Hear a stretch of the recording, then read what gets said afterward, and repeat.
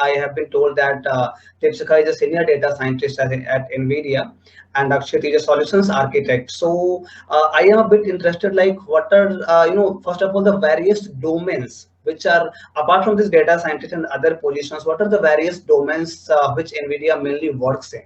If you could please tell us a bit about the various domains in which NVIDIA works in.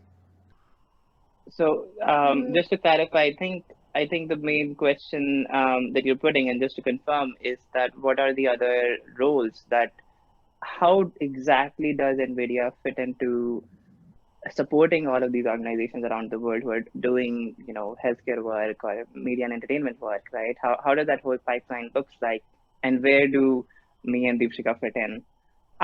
Yeah, And I think obviously we also know that NVIDIA is known for its GPU. Means the very famous thing which NVIDIA is associated with while buying any laptop, we always see for the GPU these days, and that is all that comes from NVIDIA.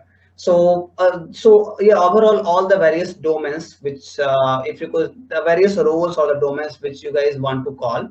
So if you could tell us a bit about all those domains or roles maybe. Yeah, Deepshika. I think Okay, Deepshika can take the lead on that. Yeah, go for it. sure. Just before going there, I think this domains varies a little bit from country to country. So right now, we don't have data scientists for autonomous vehicles in India because there is no need for that. So I would say the vertical that works in India more is intelligent video analytics. That's a wide range that has been covered because of the government initiative of smart cities. And then we do have something like e-commerce. It's like common across the globe. Then we do have healthcare domain. Though healthcare domain is little less footprints over here than outside. And similarly, Japan has more autonomous data scientists than US or India, I would say. Like robotics data scientists would be more. So these domain may vary from region to region. Now coming to your question that what are the roles that we do have? So if you're coming from a background of ML AI or looking something to do in this particular world, then the roles that you have, you could join something called as solution architect, or you can join something like a data scientist, or you have option to join as a dev tech, which is also known as compute scientist, and then you have a role of DevRels, and then program manager. So I'll go one by one role. As a solution architect or data scientist, it's a very minor difference. It's just that solution architect interact to the end customer a little bit more than the data scientist. While data scientist or solution architect consider the overall picture. It's not just the model training or deployment, but also like what are the infrastructure that is going on for that particular job to be done, and what are the networking would be the most suitable with the GPUs that is going on with the model that we are providing. So it's a role that takes the overall uh, picture of the particular role to be done. So that's what a solution architect done. It is the role that interact with the customer, understand it, and give them the first level of solutions, I would say. Given that it doesn't mean solution architect doesn't work on machine learning, deep learning problem, they do training, but data scientists are more concerned of taking the problem, solving those problem, applying, they doing like day basis training, optimizing the models, and trying to optimize it for the deployment in real time with the GPU infrastructure that has been provided. And sometimes it could be hybrid. It doesn't need to be only GPU. It could be GPU plus CPU because not all the work you will need to do on the GPU. Then there is a role called as compute scientist. Those are the set of people who work or architect the code on CUDA architecture. So you can understand that a person who understands the system programming, who understand the CUDA programming, and who also understand the basic of machine learning and high performance computing. So those are the people who actually port your machine learning algorithms or high performance compute algorithm on the GPU infrastructure. Then you have something called as DevRel. They are the set of people that manage the relationship between the developers. So they are someone who generally have a little bit more experience coming as a developer who understand the developer community. They are the someone who actually maintain the relationship from NVIDIA with rest of the developer world.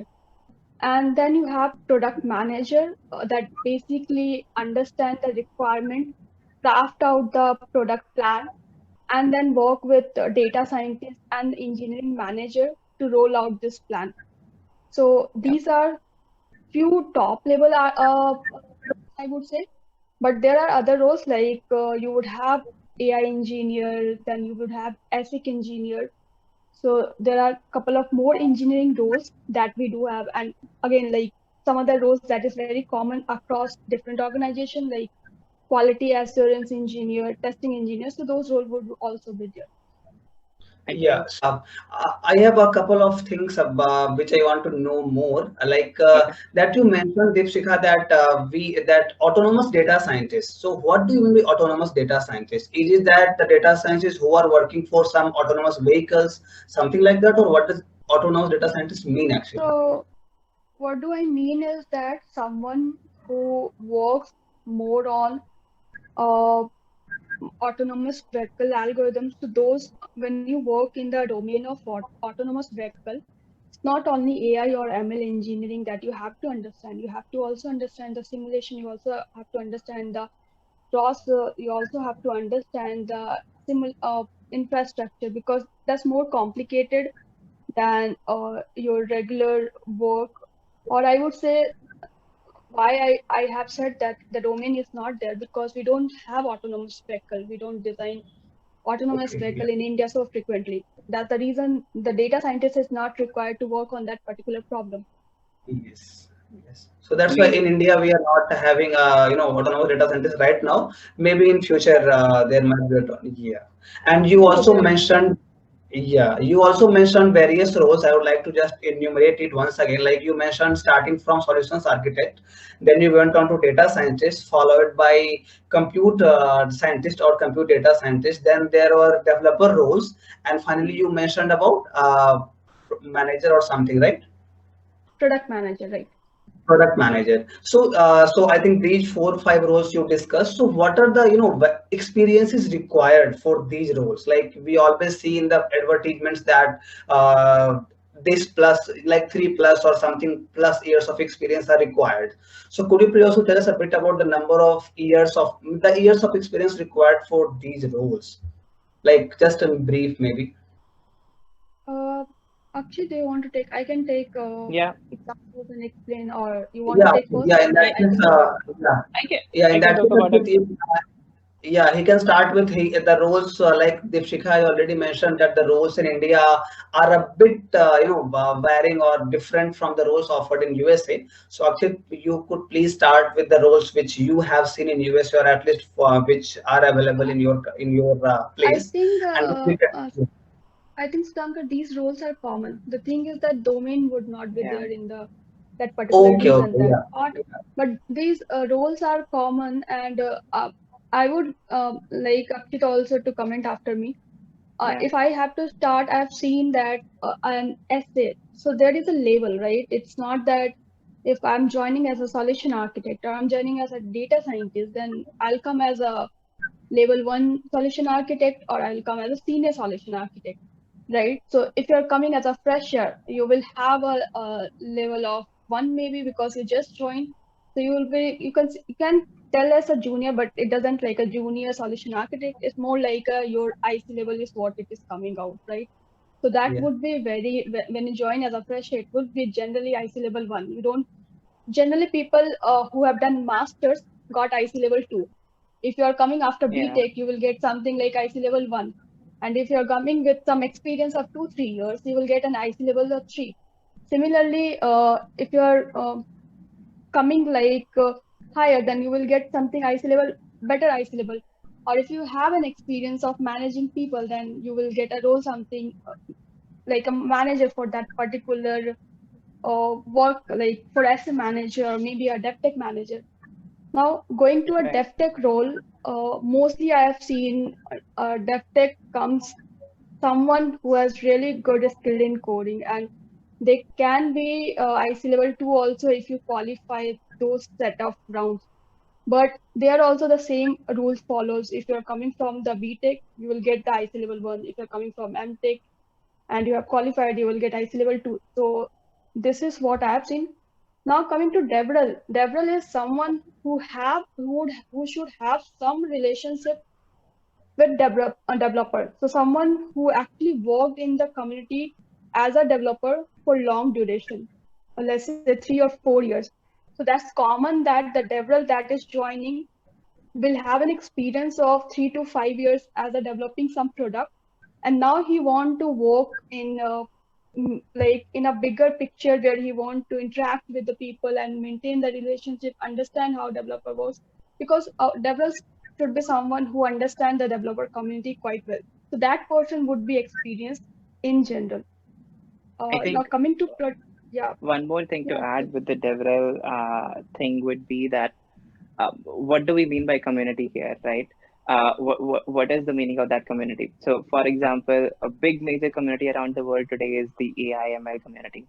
So, what kind of workloads do you have in AI/ML? You have recommendation, you have data science, you have machine learning training, deep learning training, deep learning inference, right? All of those things are like workloads that this particular community revolves around. If you see books around this community, they will talk about these workloads, right? Similarly, in a gaming community, you will have a different set of developers.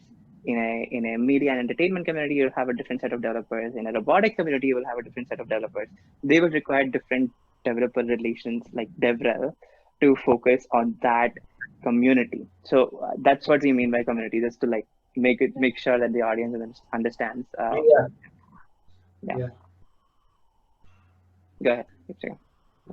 and then product manager also in general, if you see, it's not the case that a bachelor student cannot be product manager, because I know a person who is a product manager at Microsoft and just doing bachelor from a tier 3 college in India.